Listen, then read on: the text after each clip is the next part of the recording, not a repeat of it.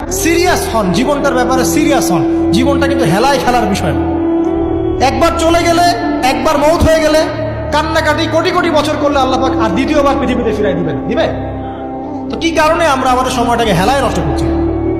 সুযোগ আছে কোনো সুযোগ নাই। যেই কাজের পরকালীন কোনো ফায়দা নাই সেই কাজে আমি নাই। সোজা কথা বোঝেন? যেই কাজে পরকালের কোনো ফায়দা নাই সেখানে আমি নাই, এরকম আকীদা লাগবে। ইলম অর্জন করবেন কেন? পরকালের ফায়দা আছে তাই। নামাজ কেন পড়বেন? পরকালে ফায়দা আছে তাই। প্রেমের সম্পর্ক করবো না কেন? পরকালে ফায়দা নাই তাই। এই গান এই মিউজিক শুনবো না কেন? আমি পরকালে কোনো ফায়দা নাই তাই। আমি অহেতুক এসব টিকটকের পিছনে ঘুরবো না কেন? পরকালে কোনো ফায়দা নাই তাই। যে কাজ পরকালে ফায়দা দিবে আমি সেই কাজে আছি। পারা যাবে ইনশাল্লাহ? আল্লাহ তৌফিক দান করুন।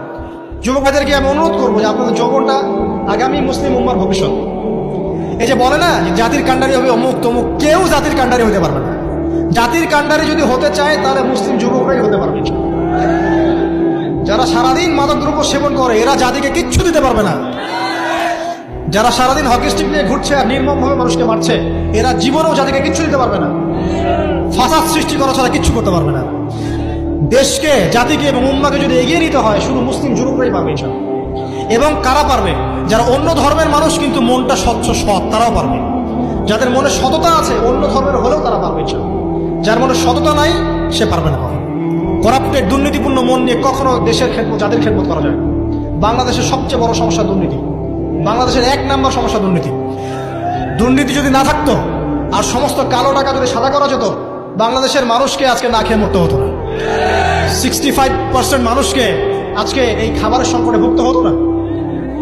সামনের দিনগুলো কঠিন হবে, ভয়াবহ হবে, এটা সবাই বুঝতে পারছে, হয়তো শুধু আপনারা পারছেন না। আল্লাহ পাক আপনাদেরকে বোঝার তৌফিক দান করুন, আমিন। সামনে যান, নিজের জীবনকে কাজে লাগান, যৌবনকে কাজে লাগান, একটা হালাল রিজিক সার্চ করেন। অল্প রিজিকে সন্তুষ্ট হয়ে যান, উচ্চাভিলাষী হবেন না। উচ্চাভিলাষী হওয়ার দরকার নেই, যতটুকু আসছে আলহামদুলিল্লাহ, এটুকুর মধ্যেই সন্তুষ্ট থাকেন। পারবেন ইনশাআল্লাহ। সামনে যাবেন, আদর্শ পরিবার করবেন। পরিবারের মধ্যে ইসলাম থাকবে।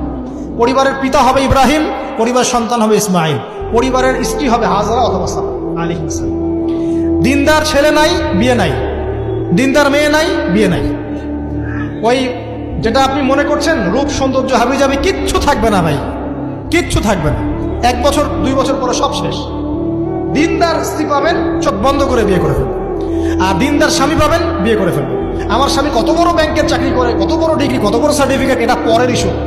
আগের ইস্যু হচ্ছে আমার স্বামী নামাজ পড়ে কিনা, এই লোক আমার স্বামী হতে যাচ্ছে, এর দাঁড়িয়ে আছে কিনা, ইসলাম পালন করে কিনা, ইসলামের প্রতি ভালো ধারণা আছে কিনা, সে আমাকে পর্দায় রাখবে কিনা, এগুলো বড় জিনিস। পরিবার গড়ব ইসলামিক ভিত্তিতে। ইসলাম নাই, পরিবার নাই। এমনকি পরিবার গড়ার পরেও যদি দেখেন যে পরিবারের সদস্যদেরকে বোঝাতে আপনি ক্লান্ত হয়ে যাচ্ছেন, পরিবারের সদস্যদেরকে দিন বোঝাতে আপনি ক্লান্ত, কিছুতেই দিন বুঝতে চায় না, আপনি আসহাবুল কাহাফ হয়ে যান, তাও ভালো।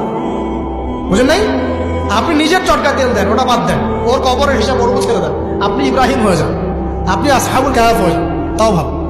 ইসলাম নিয়ে কোনো কম্প্রোমাইজ নাই। পরিবারের সদস্যরাও যদি আল্লাহর পথে চলার ক্ষেত্রে প্রতিবন্ধকতা সৃষ্টি করে, বাদ দিয়ে দেন, দরকার নেই। আল্লাহর জমিন প্রশস্ত, আল্লাহর জমিন প্রশস্ত, আল্লাহর রিজিক প্রশস্ত। আল্লাহ উত্তম আরো কিছু দিবেন আপনাকে ইনশাআল্লাহ। খেয়াল রাখবেন, পরিবারের মধ্যে ইসলাম থাকতে হবে। এখানে কিন্তু আপনাকে কেউ বাধা দিবে না, এর কর্তা আপনি নিজেই। আল্লাহ পাক তৌফিক এনায়েত করুন, আমিন। পাশাপাশি সৎ কাজের আদেশ করেন, অসৎ কাজে নিষেধ করেন। মুসলিম উম্মার মধ্যে ঐক্যের চেষ্টা করেন, বিভক্তি সৃষ্টি করবেন। সবার মধ্যে ভালো জিনিস আছে, নিয়ে নেন, খারাপগুলো ছেড়ে দেন। এমন কোন সংগঠন বা দল বা জামা নাই যার 100%ই পরিশুদ্ধ, এমন কোনো নেই, কোথাও নেই। সবার মধ্যে কিছু না কিছু ভুল থাকবেই, কিছু না কিছু ফল্ট থাকবেই। ওই ফল্টগুলোকে নিয়ে যদি আপনি পড়ে থাকেন আর কাটা ছড়াছড়ি করতে থাকেন, কাজ হবে না। এখন এই যুগটা সেই যুগ না।